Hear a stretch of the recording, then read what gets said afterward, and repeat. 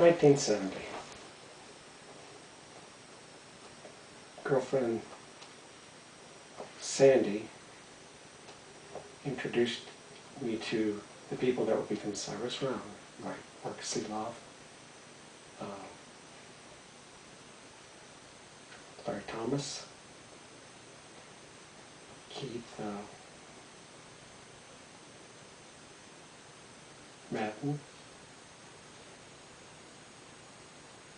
Dave Chapman would come later. Rick Giles was in the band. And we got together and practiced two songs that I'd written, You'll Wound Evil Ways and Maybe I'm a Fool, and recorded them. I actually tried to take them around and nobody was too raw and no one was interested. Out of that, we started a band called The Freeway. Rick wasn't interested, and Mark brought in a guy named Dave Chapman who fit perfectly. David and I became lifelong friends.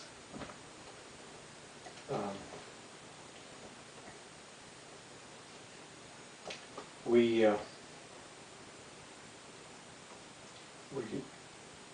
got together after the recording in the studio. After we got David into the band, which was like about a month later after the recording, we recorded 12 songs Mark and I had written rather fast. How can I put this? We sat down one day and drank some Johnny Walker Red and knocked out these songs. It's, you know, if you've heard this CD, you get the gist of what it's about. And we kind of became a good time band. Played the Ice House, acoustic set. We came back a month later and played an electric set. We'd go next door before we were to perform there at a place called the Handlebar, and they'd have a pitcher of beer for $1. We get a little tank before we go over there. We played the Battle of the Bands. I think it was 71. And we did not win, but we did get a card from a producer. Turned out to, it was a female. Her name was Beth Beatty, and she had written a song, Nobody, for Three Dog Night. And she wanted us to do one of her songs. So, oh gosh, we must have been with her for 6 months, and little by little, you know, our group just kind of dropped out of it until it was like Keith. That was the only one left.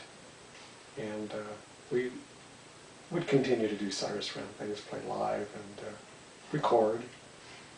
About I'd say 73, Larry dropped out, and to go with another band,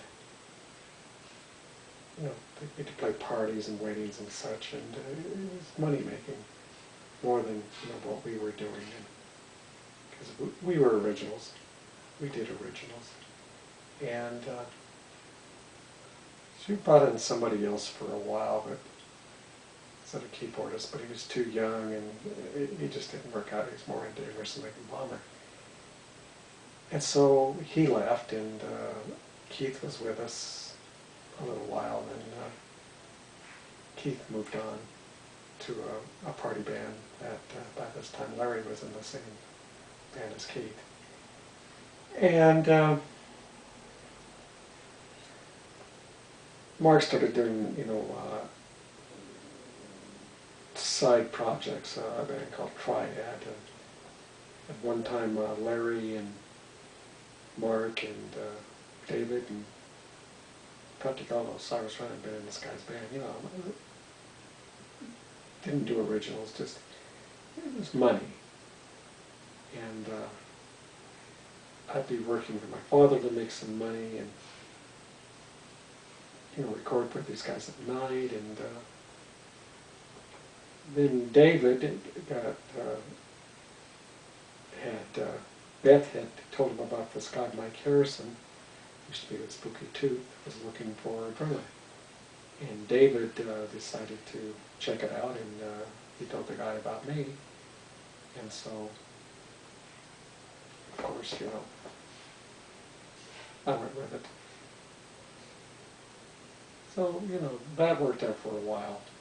Anyway, getting back to Cyrus Round, we did continue to record as a threesome. And Cyrus Round would disband in 1980, but we would, you know, we would get back together in '86 for one night in 1986 and play for the reunion wives, and we were all married by then. And it wasn't until 2004 that, 2005 we got back together as a band. Everyone but Keith came back, and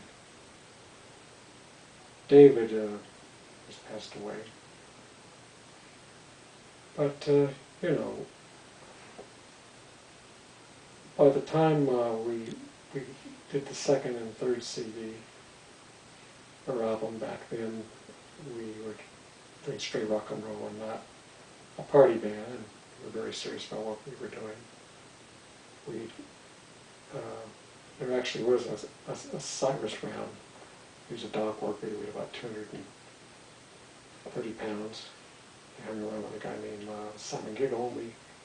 Mark and I, you know, to continue doing our silly music, we would use the name Simon Giggle Blue Cheese Boogie Band. And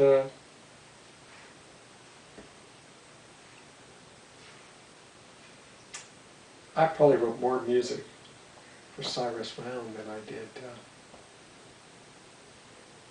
with Bill. After Mark, I wrote with a guy named Tommy Smythe, and I wrote about 10 songs with him. And about 2000, I'd say about 2007, my friend John Vandrell and I started writing, and we still, you know, continue today. And it's given me a chance to just do the music part while he does the lyrics. But I find myself doing music and lyrics too when I'm not doing, you know, music with him. I've always been that way, been able to do both. And